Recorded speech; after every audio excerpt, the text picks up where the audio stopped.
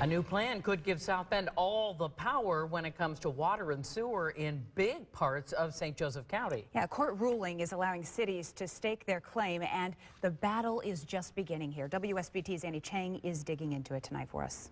Well, Jennifer, there's an ordinance going before the Common Council for a first reading tonight.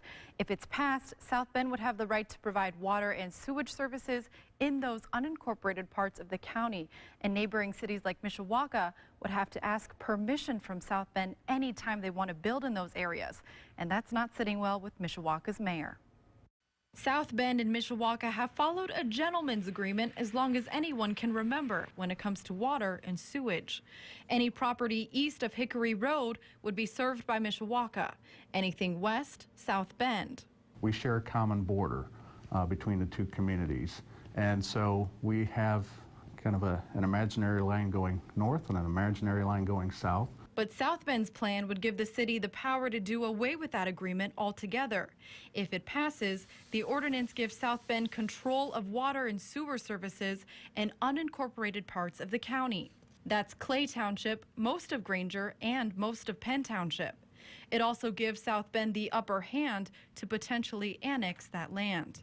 If that happens, it would be harder for cities like Mishawaka to grow. Well, I was very surprised and frankly disappointed because we've had, I think, a very good relationship with between the two communities going back for decades, and it's, it came as kind of a shock. South Bend Mayor Pete Buttigieg says he wants to keep that good relationship with Mishawaka, but doesn't want another city to have control.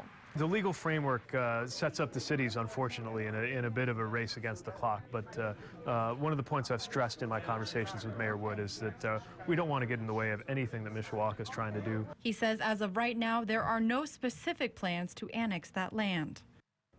Now, Mayor Buttigieg says South Bend does plan to continue respecting that gentleman's agreement. And Cindy, Jennifer, I asked Mayor Wood if he plans to pass a similar ordinance in Mishawaka, and he says they're weighing all of their options. So if they do that and they decide to pass an ordinance, how does this work? You essentially have both cities fighting for the same thing. Exactly. So those cities would have to pass an ordinance within their own city council. Now, it's also important to note that the state lawmakers are actually considering a bill that could void all of these ordinances.